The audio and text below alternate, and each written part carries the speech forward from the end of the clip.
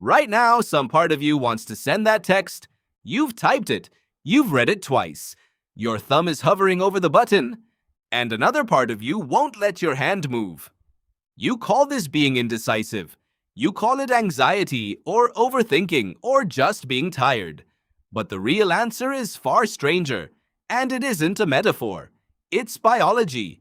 It's happening in a creature at the bottom of the ocean that doesn't have one heart running the show. It has three, and it barely has one brain either. Meet the octopus. An octopus has three hearts. Two of them, called branchial hearts, do one job only. They pump blood through the gills, picking up oxygen from the water. The third heart, the systemic heart, takes that oxygenated blood and pushes it out to the rest of the body. Three separate pumps, three separate jobs, working in sequence just to keep one animal alive. And the blood itself is blue, not red like yours.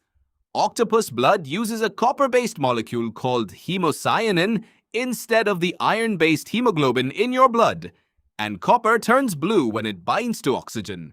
It's a strange design, but it's also a brilliant one because hemocyanin works far better than hemoglobin in cold water with very little oxygen in it, the exact kind of water an octopus is built to survive in. Here's where it gets stranger. That third heart, the one pushing blood through the entire body, actually stops beating when the octopus swims. Not slows down, stops. Researchers studying octopus physiology have found that jetting through the water, the fast propulsive swimming an octopus uses to escape danger, puts so much strain on its circulatory system that the systemic heart pauses entirely during each contraction. That's why octopuses avoid swimming whenever they can. It's exhausting in a way that crawling along the seafloor simply isn't. An octopus will choose to walk on 8 arms across the bottom of the ocean rather than swim, because swimming means asking one of its 3 hearts to briefly shut down, just so the rest of the body can move forward fast. Sit with that for a second. The faster it needs to go, the more its own machinery has to sacrifice to get it there. Now here's the part that connects all the way back to you, and it isn't the hearts, it's the brain. Or rather, the fact that there almost isn't just one. The philosopher and diver Peter Godfrey-Smith spent years studying octopuses in the wild off the coast of Australia, and what he found upended a basic assumption people have about intelligence. An octopus has roughly 500 million neurons, but only about a third of them live in the central brain between its eyes. The other 2/3 are distributed out into the arms themselves. Each arm has its own local cluster of neurons, almost like a small brain of its own. It can taste what it touches. It can process information. It can decide, in a real sense, how to move and grip and explore without waiting for a signal to travel all the way to the central brain and back. The neurobiologist Benjamin Hochner, who has studied octopus arm movement for decades, found that a severed octopus arm can still reach for and grab an object for a short time afterward, guided by its own local neurons, completely disconnected from the brain that used to command it. An octopus doesn't have one mind giving 8 arms their orders. It has something closer to a parliament, a central brain that sets a general goal, and 8 semi-independent limbs that each work out their own version of how to get there. Is that intelligence? Or is that 8 separate creatures cooperating inside one body? The marine biologist Roger Hanlon has spent his career studying how octopus skin can shift color and texture in under a second, sometimes without a direct order from the brain at all. Some of that skin contains light-sensing cells, letting the body itself respond to its visual surroundings almost independently of the animal's central vision.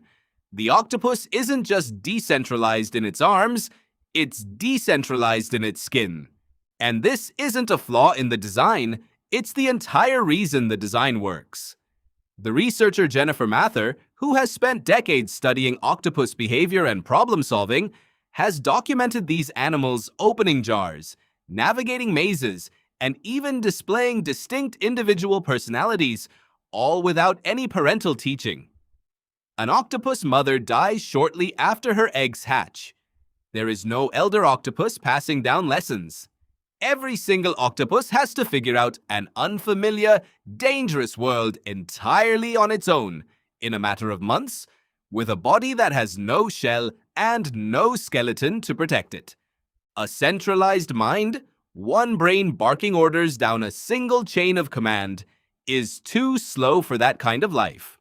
A distributed one, where the arms can react to danger and opportunity in real time without waiting for permission, is faster. It has to be. Nothing else would keep a soft, boneless, defenseless animal alive long enough to reproduce. So what does any of this have to do with your thumb hovering over a send button? Your body isn't nearly as centralized as you assume it is either. You have a brain in your skull, obviously. But you also have what researchers call the enteric nervous system, sometimes nicknamed the second brain, a network of roughly 500 million neurons lining your gut.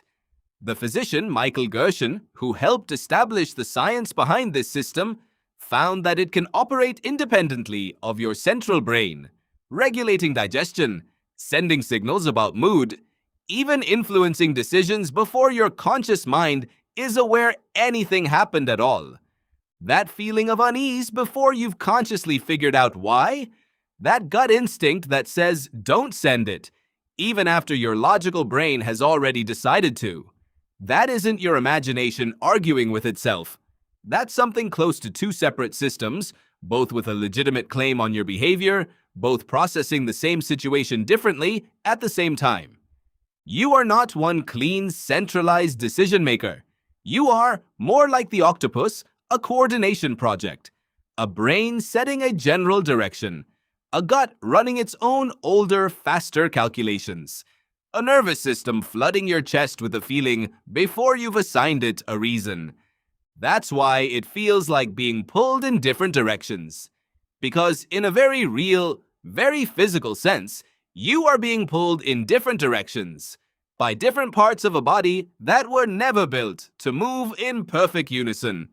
And here's the final piece, the one that explains the exhaustion. Remember the octopus's third heart, the one that has to stop just so the animal can move fast toward or away from something. Moving decisively costs something.